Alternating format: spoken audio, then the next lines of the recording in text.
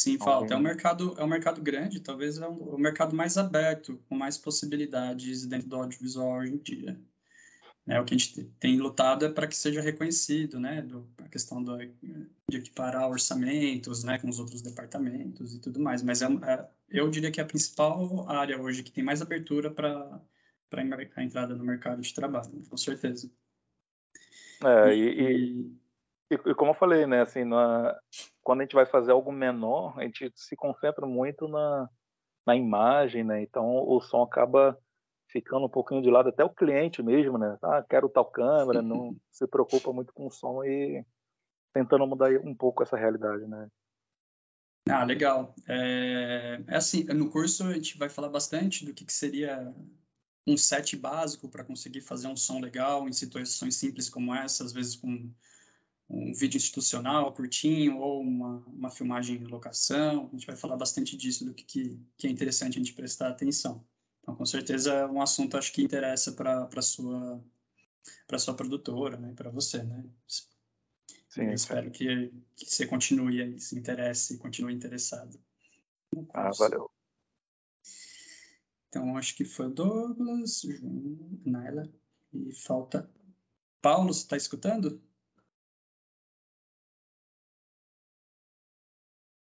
Oi. Tá, tudo bem. Paulo, se você depois conseguir abrir o microfone, abrir a câmera para dar um oizinho, se apresentar rapidinho, beleza? Qualquer momento, viu, gente? Pode me interromper. Vamos conversando sobre tudo. Quais expectativas também que vocês têm do curso, as necessidades que vocês têm na área do som. Pode ir interrompendo, pode ir falando e a gente vai batendo esse papo.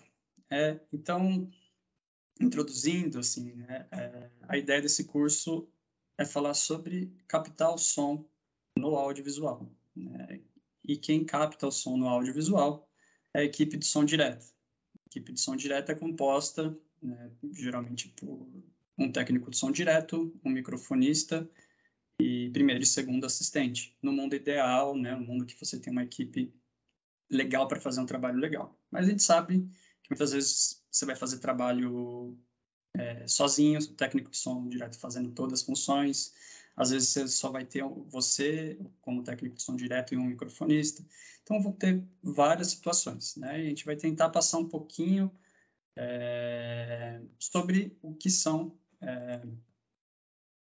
essas demandas de cada tipo de formação, de equipe, qual situação, né? Para publicidade, vídeo institucional, documentário, longa, curta, documentário, enfim, a gente vai tentar abordar um pouco do que a gente precisa saber e como fazer esse nosso trabalho nessa função que é importante, assim como todas as outras funções dentro da cadeia produtiva do audiovisual. Então, eu gostaria de começar a falar um pouquinho. Eu vou falar umas coisas talvez mais chatinhas, mais listinhas, assim, mas que daí depois a gente abre para uma discussão talvez mais legal. Eu queria falar primeiro qual que é o lugar da equipe de som direto, do técnico de som direto na cadeia produtiva como um todo, né? Desde a pré-produção até a pós-produção, né? Qual que é o lugar mais importante do técnico de som direto e como que eles se relacionam com esses outros momentos da cadeia produtiva. Aqui nessa tabelinha eu separei para vocês, vamos dizer de forma resumida, todo o processo que o som passa desde a concepção do roteiro, desde da finalização do roteiro, enfim, até a finalização que é na mixagem. O trabalho grosso do técnico de som direto, da equipe de som direto, é na produção que de fato a gente vai botar uma mão na massa, que a gente vai estar no set de filmagem captando. Só que o nosso trabalho tem que começar lá na pré-produção. E a gente sabe que muitas vezes vão chamar o técnico de som de última hora, e a gente tem que lutar cada vez mais para que chamem a gente antes, né? Uma das coisas que eu gosto de falar nos cursos é sempre essa, assim, você vai economizar pagando antes um técnico de som direto. Sua obra vai sair mais barata, porque você vai precisar menos lá na pós-produção. A gente vai entrar nisso depois, mas assim, numa produção que está bem organizadinha, tudo bem feito, geralmente o técnico de som direto entra lá na pré-produção. E geralmente o lugar que ele entra já é para fazer o roteiro do filme ou da peça publicitária, enfim, de qualquer material audiovisual que seja, vai começar pela leitura do roteiro. O roteiro é o nosso primeiro documento. A gente vai ler o roteiro e, a partir do roteiro, a gente vai começar a entender que equipamentos de som a gente vai precisar, a gente vai entender que tipos de som a gente vai ter que captar, de que formas a gente vai ter que captar, né? Que microfones, quantos lapelas. Então, o roteiro é o primeiro indicativo de como a gente começa a se planejar, tanto em termos de equipamento como em pensamento mais estético e artístico no filme. Né? E nessa pré-produção também tem outras coisas importantes, como a visita técnica, que é você visitar o lugar que vai acontecer a locação. Né? O técnico direto, ele pode, por exemplo, vetar locações. Claro que muitas vezes o técnico de som acaba não tendo esse poder, acaba ficando muito com o diretor de fotografia, né? Porque pensam mais na imagem. Mas é pensar que o técnico de som direto, ele está ali ó, no mesmo lugar do que o diretor de fotografia. Então, a gente pode ir para uma locação e achar que aquele ambiente acústico não é adequado para a proposta que está no roteiro ou pela conversa que você teve com o diretor do que ele quer de som do filme. Então, é uma etapa importantíssima.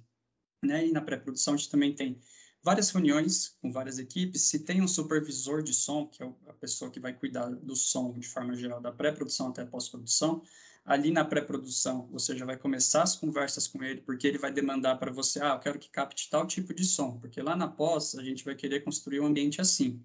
E lá nesse lugar que você vai, tem um som muito específico que só tem lá e a gente não tem bancos de som aqui.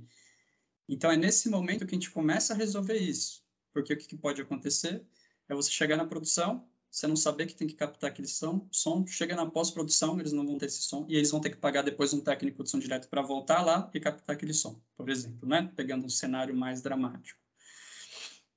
E, enfim, várias reuniõezinhas dessa, a mais importante é a reunião de análise técnica, que vão estar todos os departamentos, ou os principais departamentos ali envolvidos na produção, é onde que a gente vai bater o martelo sobre viabilidade e não viabilidade da execução do que foi planejado para a etapa de produção.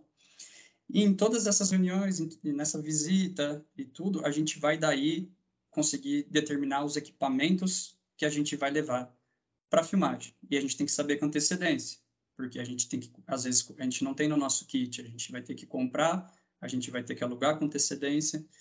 Então, não adianta a gente chegar assim, vem fazer um filme aqui, é coisa simples, não adianta falar que é simples, né? A gente tem que estar lá na pré-produção e entender todas as etapas, né? Então, no curso eu também pretendo abordar, né, como fazer uma leitura de roteiro. Vou passar para vocês uma lista do que vocês têm que prestar atenção quando você faz uma visita técnica. Vou explicar como que funciona uma análise técnica, que vai estar lá diretor, vai estar muitas vezes produtor, vai estar um monte de gente lá e explicar qual que é o seu papel lá, qual que é o seu lugar de fala nesse tipo de reunião, o que você pode demandar ou não, né? E no final, como a gente fazer as escolhas dos equipamentos, como lidar com produção, enfim, um monte de coisas que vai nos tornar aptos a conseguir fazer um orçamento, né, para o nosso trabalho, como dar um preço para o nosso equipamento. Então, a gente vai abordar tudo isso na pré-produção. E a gente nem chegou, de fato, ainda no que o técnico de som direto faz, que é captar o som, né? Então, seja um trabalho que começa bem antes, geralmente. Mas daí, eventualmente, no final, a gente vai chegar para fazer a captação dos filmes. É aí que a gente vai estar lá com toda a equipe, vai estar junto com a equipe de fotografia, equipe de arte, equipe de figurino, todo mundo lá, para fazer a captação de som direto. A gente costuma dizer, né, de forma convencional, a primeira preocupação de um técnico de som direto é captar bem os diálogos, né? E por que o diálogo muitas vezes se torna a preocupação número 1 do técnico de som direto? Um primeiro motivo é que os diálogos eles são muito individuais, né? Muito pessoais, muito únicos, né? A prosódia da pessoa, o sotaque, toda a energia que ela tá no próprio set de filmagem, né? Toda aquela interpretação que ela se preparou para aquele momento. Então, se a gente perde esse momento, se a gente não capta bem esse diálogo, a gente está perdendo uma riqueza enorme da voz, né? E se a gente não capta bem, o que acontece? A gente tem que fazer depois os famosos ADR, que são as dublagens, né? Muitas vezes, como espectador comum, a gente não consegue perceber. Às vezes, os ADR e as dublagens são muito bem feitas, né? Só que isso traz todo um custo, porque depois que as filmagens acabaram, 3, 4 meses depois, você vai chamar um ator para ir no estúdio para repetir a mesma frase com a mesma entoação que o diretor quis lá no set de filmagem, e para conseguir substituir esse problema de captação de diálogo, que não foi bem captado. Isso traz um custo, um transtorno muito grande. Então, dentro da maior parte das produções hoje em dia, a captação de diálogo é tanto a principal preocupação do técnico de som direto como profissional, como a preocupação da equipe do resto do filme, da produção. Porque eles não querem fazer muitos ADRs, porque vai aumentar o custo deles de pós-produção. Então, existe toda um conjunto de características da produção hoje que jogam a gente a focar nos diálogos. Mas o nosso trabalho não é simplesmente captar diálogo, né? Tá muito para além disso. Mas é claro, com todas essas demandas que eu expliquei, esses problemas, o diálogo acaba sendo o plano 1, né? E as produções, quando fazem a ordem do dia, né? A gente vai ver o que é a ordem do dia, quando pensam em todos os horários, muitas vezes não reservam um tempo ou uma preocupação para aquilo que não é diálogo, né? Mas é muito importante a gente fazer a captação do ambiente, do lugar que se passa. Se a gente vai fazer uma locação que é muito longe, a gente vai longe da produtora em si, a gente pode aproveitar para fazer captações de ambiente lá, né? Daí a gente vai falar sobre o que é room tone, que o técnico de som tem que gravar também, que vai ajudar o editor de diálogos lá na pós. A importância de captar PFX. PFX são Production Effects. São efeitos sonoros lá que acontece no set, né? Por exemplo, a gente vai fazer um filme que se passa numa fazenda, uma fazenda que tem uma produção ainda não industrial. Nessa fazenda tem moinho, a mula, a gente vai ter carro de boi, um monte de coisa. A gente vai ter sons muito específicos que acontecem lá. A gente foi para lá, se a gente teve essa conversa lá na pré-produção e o pessoal da pós, ou o supervisor de som falou, ou o diretor falou, que gostaria muito, e é importante para a narrativa ter esse som do moinho, esse som do carro de boi, você vai ter que ir lá captar, e esse é um som único que tem lá. Muitas vezes isso pode ser feito depois, mas, novamente, pode ser feito com profissionais da pós-produção, tentar replicar, você pode procurar em bancos de sons. Mas tudo isso custa dinheiro e aumenta o tempo necessário para a finalização do filme na pós-produção. E muitas vezes o som captado pelo técnico de som direto de um objeto de fato, que é aquele que você quer captar, é muito mais rico, né? Então, se a gente quer um carro de boi, a gente captar o próprio carro de boi, muitas vezes é mais legal. Muitas vezes pode não funcionar tanto, dependendo do tipo de narrativa que é. Se ela não é muito realista, se ela quer botar um carro de boi com som diferente, né? Daí vai ser construído por efeitos sonoros, por Foley, lá na frente. Mas, enfim, o que eu quero dizer é que, assim, é dada uma importância muito grande para o diálogo, e ela é uma importância devida, só que a gente tem outras funções dentro do set, que é captar esse ambiente, esse room tone e esses PFX. E isso é uma negociação, muitas vezes, complexa, com a produção, de como arrumar tempo, de como você pedir silêncio no set e um monte de coisa. E daí, além dessas funções de captar o som, a gente tem que fazer a entrega desse material, daí eu vou explicar para vocês como que são os padrões de entrega desse material, e a produção do boletim de som, que é um documento importantíssimo, né? A partir desse boletim de som, que as pessoas na pós-produção vão saber a que se refere cada uma daquelas gravações que você fez. Lá você vai fazer anotações, vamos dizer, nesse take passou um avião, take tal foi ok, o take tal foi o ok do diretor, o melhor do diretor. Então, no boletim de som vai ter lá o nome dos arquivos a que se refere a cada cena, plano e take, todo esse tipo de coisa. E, enfim, supostamente aí quando você entrega esse material, que geralmente a gente entrega no final de cada diária, né, para o profissional que geralmente chama logger, ou dependendo da produção, a pessoa que vai botar o seu cartão de memória lá e fazer a cópia, quando você entregou ali, guardou suas coisas, acabou o seu trabalho, né? Supostamente, seu trabalho bruto. Eventualmente, a pós-produção pode entrar em contato com você para tirar alguma dúvida sobre captação, ou se eles acharem algum problema nos arquivos, se tiver algum problema, você tem que guardar um backup de todas essas gravações por um tempo, e, eventualmente, se notarem lá na pós-produção que está faltando algum som que queriam muito, vão contratar um técnico de som direto para fazer a captação, que não necessariamente é o mesmo que fez as filmagens, ou muitas vezes é um editor de som que também trabalha com captação, ele pode ir lá fazer. Então, existe também essa demanda de um técnico de som, não necessariamente de técnico de som direto, na pós-produção, né, para sons complementares, som extras e tudo mais. Então, de forma geral, essa é a cadeia produtiva completa do som, né?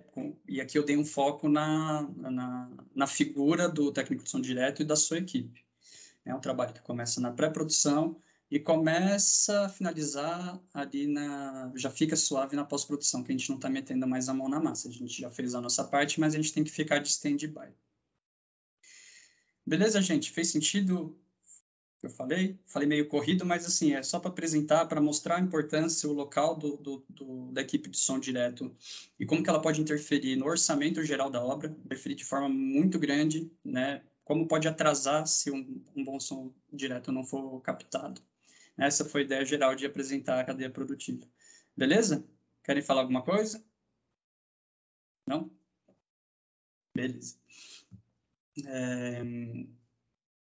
Isso aqui é um desenho que geralmente é um pouco teórico. Eu não vou ficar muito nele porque eu vou voltar nele durante o curso, mas é uma separaçãozinha aqui, né? Nesse quadrado preto, eu represento o que seria o enquadramento da câmera,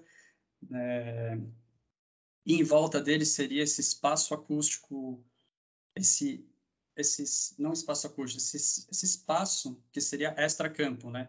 E a gente não pode esquecer que todo esse espaço fora tem som, né? E o técnico de som direto tem uma influência muito grande sobre como que vai ser isso, né? É claro que é uma função muito do editor, né, de ambiente lá na pós-produção, mas a gente pode contribuir de forma determinante nesse ambiente que está fora da câmera.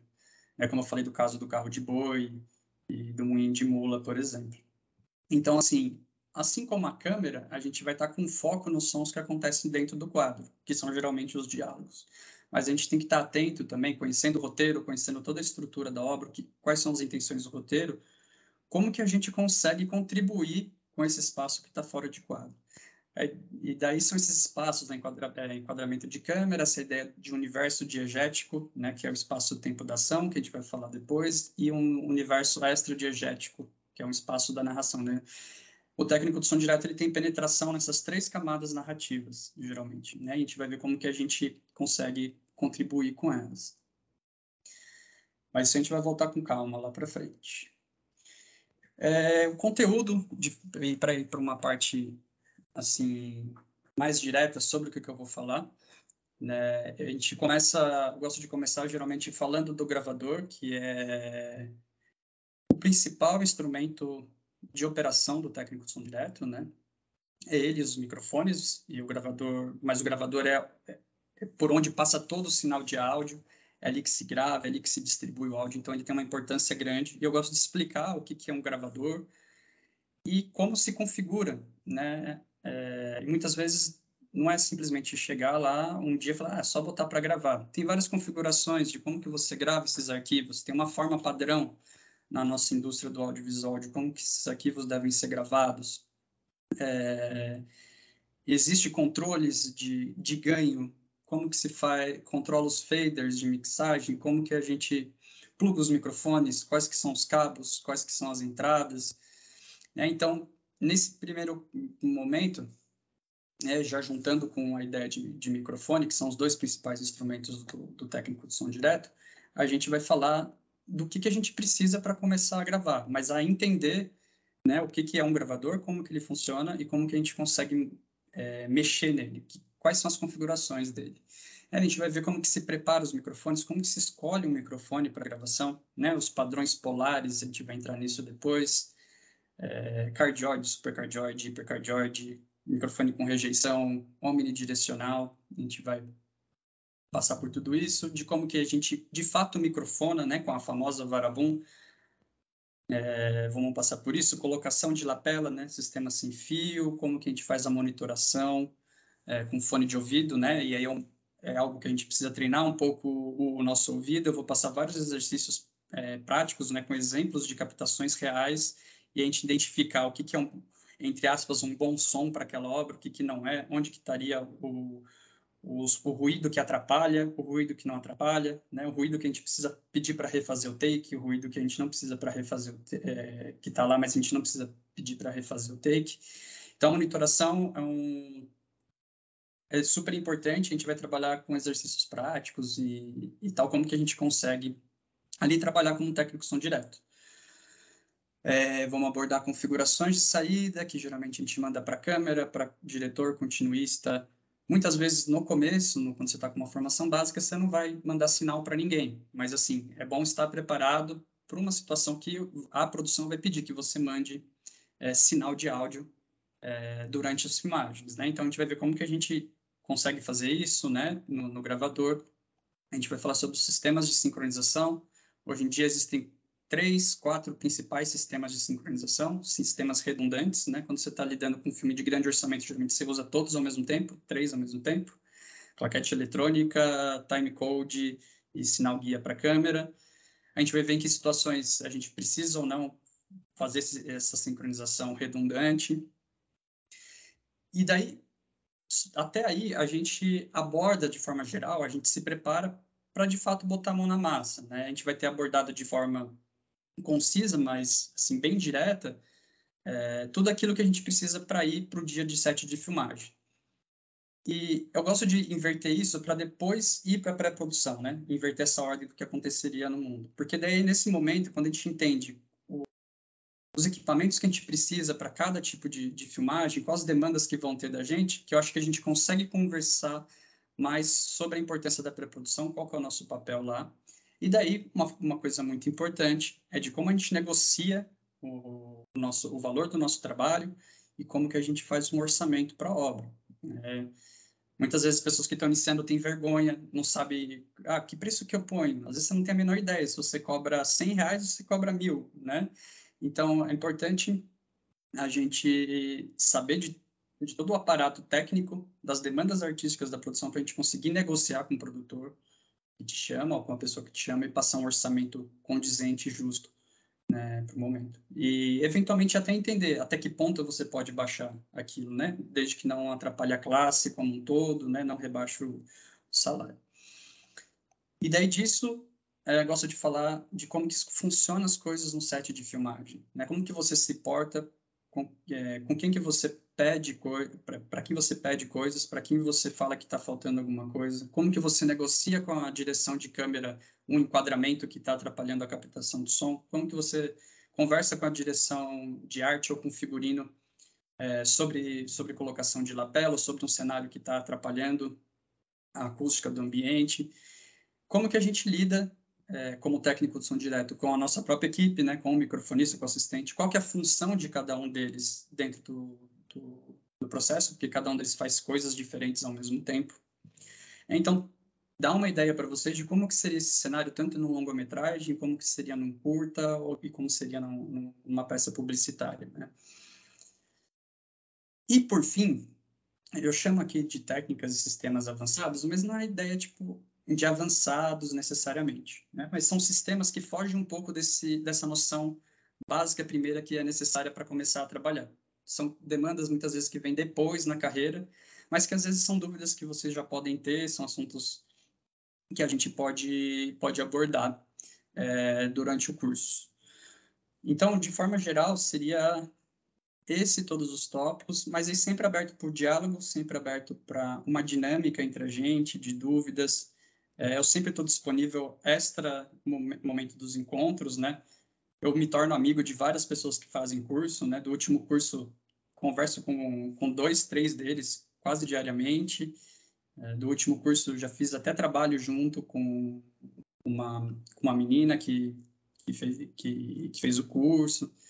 Então, assim, estou sempre disponível e acho que é legal a gente sempre se relacionar, a galera que se interessa pelo som é legal estar junto, assim, é uma galera que se fortalece. Então, de forma geral, é isso, né? Aqui eu tenho mais ou menos detalhado o que é cada um daqueles itens, né? A gente vai ver checagem de cartão de memória, os formatos de arquivo, o que são esses limiter e low cut, que são duas ferramentas importantes dentro do gravador, né? Quando usar, quando não usar, né? Como que a gente ajusta a monitoração, o ganho, para não estourar a voz ou para ela não ficar muito baixa, né? Relação sinal-ruído, como que a gente identifica isso na prática, né? Como que, de fato, a gente vai lá e coloca um sistema para jogar o som para a câmera, para o diretor, para a continuista, alimentação do gravador, né, que ele consome energia, e geralmente a gente busca portabilidade, então a gente não pode depender muito de corrente elétrica do AC, né, de tomada. Quais soluções a gente pode ter para o gravador?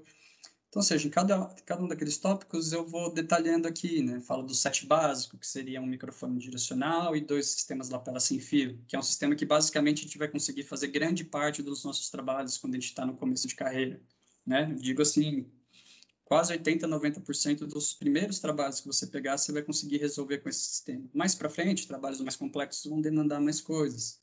Mas assim, a gente vai discutir vamos dizer, vocês estão com dúvida, eu quero comprar tal gravador, eu vou fazer um trabalho, quero alugar tal gravador, a gente pode discutir quais que são as soluções, que microfone com custo-benefício legal a gente pode comprar, que sistemas, né? Entender melhor o que é um microfone direcional, todos os acessórios que precisam para utilizar ele, né? Varabum, amortecedor, blimp, tipo de cabo, alimentação, phantom power, sistema de sem fio que envolve frequências de rádio, né? Transmissor, receptor, lapelas, cabos, como que a gente sintoniza o transmissor e receptor, como que a gente ajusta os volumes desses sistemas, enfim. A gente vai para essas coisas que eu já falei, que é como microfonar de fato, como posicionar o microfone, né? Como a gente começa a entender o que é enquadramento de câmera sem necessariamente precisar ver o que está acontecendo lá, né? A gente vai entender quando o cara bota uma lente 24 milímetros, quando o cara bota uma lente 50 milímetros, a gente vai começar a perceber que altura que a gente tem que deixar o microfone em cima para não entrar na imagem, a importância do eixo de captação, distância da fonte sonora, né? E sobre os lapelas, né, o cuidado com o ator, a gente está lidando com o corpo do outro, a gente vai falar de todos os acessórios que a gente precisa para esconder um lapela e deixar que ele não fique ruidoso, né? Então a gente vai ver técnicas de colocação de lapela. De novo, negócio da monitoração, né? Aqui mais detalhado, cada um dos itens que a gente tem que entender quando a gente fala de monitoração. Aquela coisa das configurações de saída, né? Que a gente tem que mandar o sinal para esse pessoal aqui todo. Para o seu microfonista também, ele tem que escutar o que ele está captando no microfone. O assistente também precisa escutar. Os sistemas de sincronização, que a gente vai discutir, como que a gente bota ele para funcionar. O sistema de sincronização é uma coisa muito curiosa na história do cinema. Assim. Por alguma razão, a responsabilidade da sincronização é do técnico de som direto. Então, por exemplo, a claquete, a obrigação de levar para o set de filmagem é do técnico de som direto. Né, o timecode, que é um sistema que vai ser utilizado na câmera, é função do técnico direto levar. Enfim, né, por razões históricas, que depois a gente pode conversar o porquê disso mais para frente, a demanda da sincronização é nossa. Então, é uma coisa importantíssima da nossa função. Então, a gente vai discutir cada uma dessas coisas, o que é claquete eletrônica e tudo mais. Aqui voltar naquele papo de pré-produção, né, orçar trabalho, equipamento, né, de como que a gente conversa com os outros departamentos, análise de roteiro, visita técnica. A gente vai falar aqui que são esses 2 documentos importantíssimos, que é o shot list, a ordem do dia. Sem eles a gente não consegue trabalhar. Daquelas relações no set de filmagem, né, a equipe de som direta entre si. Como que a gente faz a montagem, se organiza para montar nossos equipamentos quando a gente chega, né? A gente vai colocar a alimentação, a gente vai checar o gravador, a gente vai checar os microfones, a gente vai deixar direitinho lá a nossa bag, o nosso carrinho de som. Vai abordar em detalhes relação e comunicação com os demais departamentos e daí vou mostrar para vocês o que é um boletim de som e como que a gente entrega o material, que formato a gente entrega, que formato esperam na pós-produção que o material chegue lá. E daí aquelas técnicas de sistemas avançados, né? Entradas e saídas AES, que são entradas digitais, né? São entradas que economizam uma transformação analógico-digital. Então, ou seja, você diminui a relação sinal-ruído, você bota menos ruído naquele sinal. São coisas que não necessariamente a gente vai dizer, mas eu digo que estou aberto e eu reservo um tempinho para isso. Como que são sistemas de antena? Muitas vezes a gente tem uns sisteminhas de lapela, e a gente vai filmar numa Paulista da vida, em São Paulo, ou a gente vai filmar perto de um departamento do governo que o pessoal usa muito rádio, por exemplo. Esses sinais do ambiente acústico começam a interferir em tudo. E isso vai acabar com os seus lapelas, vai matar todos os lapelas, vão se tornar inutilizáveis. Então, muitas vezes, a gente tem que fazer sistemas de distribuição de antena. Eu vou falar como isso funciona, que a gente tem que passar com um distribuidor, daí a gente tem que jogar um cabo para uma antena, a gente tem que direcionar as antenas, daí... os sistemas de alimentação, quanto mais equipamento você tem, mais difícil é você alimentar aqueles seus equipamentos, né, sem tomada. Então, existem distribuidores de energia que você tem uma fonte principal, você joga nela e você distribui ali facinho, numa pecinha desse tamanho, para todos os equipamentos que estão ligados. A gente vai ver, muitas vezes demandam da gente que loops, playbacks e effects no próprio set de filmagem. É mais raro, mas acontece, principalmente playbacks. Por exemplo, vai gravar uma cena com dança, com música. Às vezes a gente tem que mandar playback para a pessoa que vai dançar, porque ela fala ao mesmo tempo e dança. Então a gente consegue mandar um playback para ela. Podemos falar sobre os apps, aplicativos de celular que controlam alguns sistemas do gravador, sistemas sem fio. O que são os controladores, mixers, que a gente pode conectar no gravador para a gente controlar os faders, os volumes da nossa mixagem ao vivo. E falar sobre plugins que a gente pode ter no nosso gravador, né, para um streaming, para coisas ao vivo, né, e sobre os noise reduction que pode também estar nos gravadores. Então, esses são tópicos que, eu disse, eles não são necessariamente avançados, mas geralmente eles vão se tornar necessários em obras que existem uma demanda maior, uma complexidade maior, né? Porque ela é maior, vamos dizer, é uma obra de 1h30. Então, vão acontecer muito mais coisas do que acontece numa obra de 5 minutos. Então, você tem que estar preparado para todas essas eventualidades e para todas essas demandas que chegam da produção. Então, por isso que eu gosto de deixar aberto para discutir essas coisas que são importantíssimas num segundo passo da carreira como técnico de som direto. Gente, falei demais, muito corrido, eu sei. Muitas vezes eu falo corrido, um monte de coisa. Mas eu queria mostrar assim, que a ideia do curso ela é bem abrangente, bem aberta, é coisa para trocar ideia, é muito material que eu trago de coisas reais, material meu mesmo que eu gravei, coisas ruins que eu fiz e falo assim, tá vendo isso aqui, eu poderia ter feito melhor, e todo esse tipo de coisa, treinar nossa escuta, fazer exercícios e ir discutindo, né, o tempo todo. Então, é isso, gente. Gostaria de escutar um pouco vocês. O que vocês acham de tudo isso? Se é muito complexo, muito simples? Quais são as expectativas? Às vezes a gente pode adaptar no curso sem perder todo esse conteúdo que eu quero passar, mas a gente pode adaptar um assunto ou não, dependendo da demanda. E eu sei que geralmente tem demandas diferentes, né? Tipo, a Naila já trabalha como técnica de som direto e quer continuar nesse caminho, né? O Douglas está com um estúdio, então ele quer saber resolver como que se faz esses trabalhos mais simples, sem precisar contratar um técnico de som direto de fora. O João está entrando na área, vem da geofísica, então, ou seja, naturalmente são demandas diferentes, mas acho que a gente pode encaixar no curso.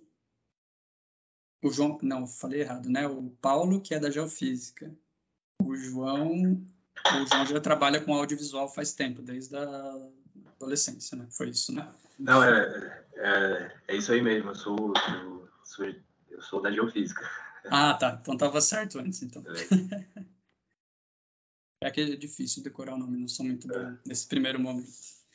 Mas é isso, gente. Gostaria que vocês abrissem o microfone, falassem, a gente pode bater um papo, inclusive a gente pode falar sobre um desses assuntos agora mesmo, para vocês ainda ter ideia do que a gente pode avançar durante nossos encontros. Naila, Renan, minha dúvida é sobre armazenamento, organização, né? Na hora de guardar, fazer todo o final desse checklist, porque, por exemplo, a minha demanda, diferente da de vocês, envolve bastante umidade, né? Então, como muitas das vezes, vamos dizer assim, que 50%, 60% dos trabalhos que me aparecem são para comunidades, onde eu fico 2, 3 dias gravando na floresta, né? Então, até mesmo na cidade de Manaus é muito úmido. Então, a minha dúvida é justamente essa. Coisas que eu posso fazer para armazenar, para guardar e não danificar, ou observações que eu posso fazer, porque dependendo do local que eu vou, embaça tudo. Uhum. Não, é super difícil lidar com umidade, né? Primeiro, assim, né? E você deve saber. Existem alguns equipamentos que são mais resistentes à umidade, né? Eles são feitos pensando nisso, né? Depois a gente vai para a questão do armazenamento. Mas, por exemplo, tem os moisture, que eles são, por exemplo, alguns microfones eles aguentam mais umidade, né? O grande conhecido desse mais resistente é o MKH416 da Sennheiser, né? Então, ele é um microfone que aguenta bastante umidade. Tem microfone, por exemplo, alguns da Schweppes, que são bem mais caros que o Sennheiser. Você bota na umidade, ele simplesmente não funciona. Parece que ele até queimou, mas depois que ele seca, ele volta a funcionar normal, né? Porque simplesmente ele não aguenta funcionar naquela umidade. Então, primeiro, assim, tem equipamentos que aguentam mais, né? Por exemplo, tem um gravador que ele é próprio para situações extremas de umidade e de frio, por exemplo, que são os Nagras, que são velhos conhecidos da história do cinema, né? Eles têm uma importância histórica nos anos 60. Eles saíram do mercado principal, mas quem o filma em situações extremas de calor, frio e umidade, geralmente vai em busca desse Nagra, para usar os novos Nagras. Os Sonosax também. Então, assim, a princípio, existem equipamentos que são próprios para aguentar situações mais extremas, como a de Manaus, nesse quesito de umidade. Mas, é claro, são equipamentos muitas vezes caros e a gente não dá conta, né? Então, assim, uma primeira coisa é você ter, no lugar que você armazena, você deixar, tipo, produtos que retiram um pouco da umidade daquele ambiente, mesmo que se for dentro de cases ou de bags. Você ventilar o equipamento, né, para armazenar, né, liga um ventilador perto, ou se você tiver que a gente chama de dust off, que é um sprayzinho de ar, né, você joga esse spray de ar, também ele vai ajudar a tirar um pouquinho da umidade, e você pode colocar as peças individualmente nos saquinhos Ziploc, aqueles que você trava assim. E daí você bota bem justinho, você pode até tirar com a boca um pouquinho do ar para deixar pouco ar lá dentro, né? E você enrola direitinho e deixa armazenado no lugar desse. Meus equipamentos geralmente eu deixo nesse Ziploc. Eu não moro num lugar úmido, mas assim, é uma questão de prevenção, cuidado com os equipamentos que são caros, né? Então, eu acho que é por aí. Ou seja, solução cara, comprar os equipamentos mais caros do mundo e daí eles vão aguentar o tranco, ou a gente tem esses cuidadinhos, né, que nem você já tentou, que é importante, assim, depois que terminou a filmagem, a gente não vai poder chegar em casa e só deixar as coisas na bag ou guardar de qualquer jeito, né, a gente vai ter que secar, a gente vai ter que limpar, a gente vai, enfim, vai ter que ter aqueles produtos que tem de várias formas, né, para tirar a umidade do ambiente, né, então vamos dizer que você tem um case assim, você bota aqueles produtos que retiram a umidade do ar e bota ele dentro disso daí e usa o saquinho. Então, seriam as dicas que eu daria para a gente evitar que o equipamento se danifique no armazenamento, né, por causa da umidade. Eu não sei se eu te respondi. Sim, respondeu sim. A minha outra dúvida era realmente sobre as antenas, porque eu já tive trabalhos onde a interferência era bastante, mas graças a Deus a gente estava fazendo pré ainda, eu estava na parte de testar, e aí caiu o local, então eu não bati cabeça com isso, mas no momento eu não sabia muito bem o que eu tinha que fazer. Uhum. mas você já vai falar, então eu estou bem tranquila nesse quesito. Não, beleza. A gente pode discutir tanto as antenas, né? E, assim, uma coisa que a gente vai discutir também é como, quando a gente não tem um sistema de antenas, como que a gente pode, às vezes, dar um jeitinho nisso. Existem algumas soluções que a gente pode dar uma melhoradinha. Algumas coisas, né? O transmissor, quando ele está a anteninha do transmissor que vai no ator, se ela está em contato com a pele, ela perde o seu alcance. Então, nunca é legal, numa situação dessa, você deixar a antena em contato com a pele. Por exemplo, que você vai perder o sinal que é mandado para o seu receptor. Então, essa é uma diquinha de colocação. As antenas, tanto do receptor quanto do transmissor, geralmente elas têm que estar na mesma direção. Então, se o seu transmissor está deitado, assim, o seu receptor também tem que estar com a antena deitada. Se está de pé, mesma coisa. Então, isso vai melhorar a comunicação entre eles e vai evitar que... vai diminuir a quantidade de interferência possível entre eles, né? Tem aplicativos que a gente consegue mapear a radiofrequência do local que a gente vai, então a gente consegue ver de antemão que frequências vão estar complicadas. Então, a gente vai num lugar e a gente sabe que as frequências entre 500 MHz e 600 MHz estão lotadas. Então, a gente sabe que a gente tem que ir com transmissores e receptores que funcionam fora dessa gama, né? De 470 a 500 ou de 600 a 700 MHz, que são as frequências que a gente trabalha em UHF dentro do som direto, né? Então, são artifícios que a gente pode ter para não necessariamente ter que investir num conjunto de antena que não é algo muito barato, muitas vezes, né? Então, existem várias pequenas técnicas que a gente vai abordar, como que a gente consegue resolver esses probleminhas.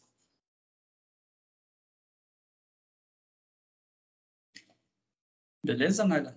Estou respondendo? Beleza, tá respondendo tudo. Eu já estou bem ansiosa para começar. E aí, gente, se vocês quiserem falar, Douglas, João, Paulo, fique à vontade, se tiver dúvidas.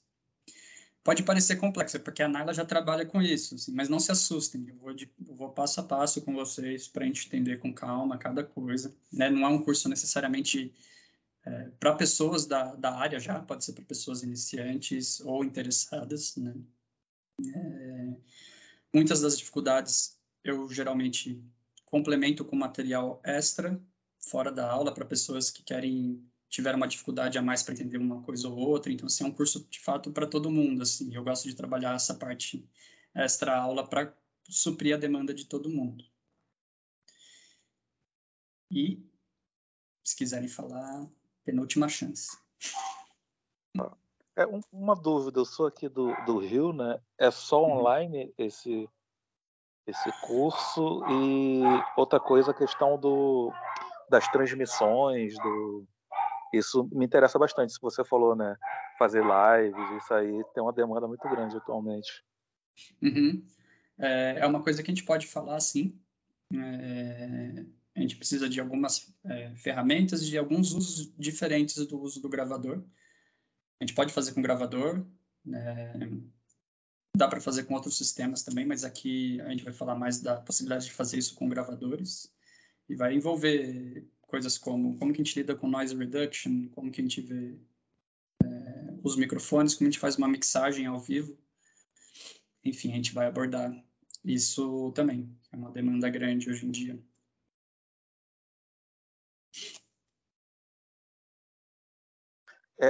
Desculpa, eu perdi a questão aí do presencial e do online. Desculpa, esqueci de falar. Não comentou, né? Não comentei. A questão os cursos da ABC, dessa linha que é Fazendo Filmes Pro, elas são organizadas para que você consiga fazer a parte prática depois, que é de fato você botar a mão na massa e ir lá e participar de um ou mais curtas. São realizados a cada trimestre 4 curtas, com toda a estrutura, né, toda a equipe lá para se realizar, né? Então, fazendo o curso, eu acredito que esteja assim, né, Fernanda? Fazendo o curso, e se tiver interesse do aluno, daí ele pode conversar geralmente com a Adriana, que é a coordenadora dessa parte, e para te colocar na equipe, daí você vai ter a experiência prática lá de captação direto. Então, eles são pensados para casarem com a parte prática. os alunos desse curso são convidados a participar dos curtas. Valeu, Fernanda, obrigado. Então é isso, Douglas. Se você tiver interesse, provavelmente lá vai ter um técnico de som. Esse trimestre não vou ser eu que vou estar lá, mas vai ter outra pessoa, né, durante as filmagens para fazer a captação de som direto. E daí lá você vai experienciar ser tanto microfonista como assistente, como desempenhar o papel de técnico de som direto também. Então, assim, é botar a mão na massa, assim, logo depois do curso, já no finalzinho do curso, daria para fazer essa experiência prática lá. E é super legal, porque é simulado um contexto grande, porque assim, você vai ter câmera com monitoração, você vai ter, tipo, equipes completas de todos os departamentos, iluminação, figurino, cenografia, arte, tudo, né? Então, é uma experiência bem legal. Ah, beleza. Valeu, obrigado aí.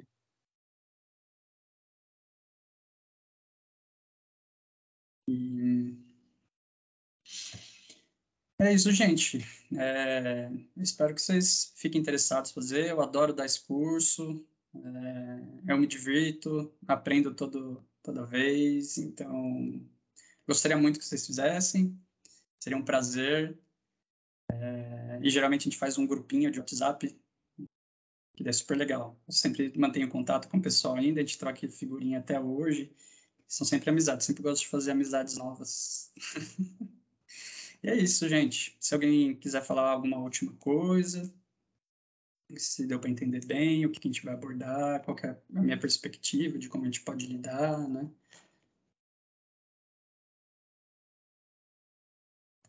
Assim, da minha parte, né, que sou uma pessoa, estou vendo tudo isso pela primeira vez, fico muito animado, assim, acho que é um curso que abrange vários temas, assim, né, acho que de uma forma bem global, sobre essa questão da captação de som. E bem, você estava falando aqui, eu estava ficando cada vez mais animado, assim, para começar já na semana que vem. Legal, pô, seria um prazer. E é isso, acho que o Paulo saiu, então o Douglas falou, a Naila falou, o João falou. É isso, gente. Aqui tem meu contato, acho que dá para... Aqui tem o Instagram. Se vocês quiserem tirar mais dúvidas antes de efetuar a matrícula, podem falar direto comigo pelo Instagram mesmo, né? Eu respondo dúvidas e tudo mais. O curso começa dia 20, né, Fernanda? Dia 20, né? Isso, dia 20. E daí até lá, se vocês quiserem falar comigo, sempre mantenham o canal aberto. Vocês estão vendo aqui na tela, né? @RenanChaves_som. Você pode mandar uma mensaginha por lá. Beleza? Show de bola. Beleza, então, gente. Fernanda, é isso aí? Daí acho que a gente pode encerrar, né? Se ninguém quiser falar. Então, beleza. A gente se encontra. A gente se encontra já no dia 20. Dessa vez eu estarei lá. Beleza, maravilha. Prazer, gente. Espero que a gente continue aí semana que vem, tá bom?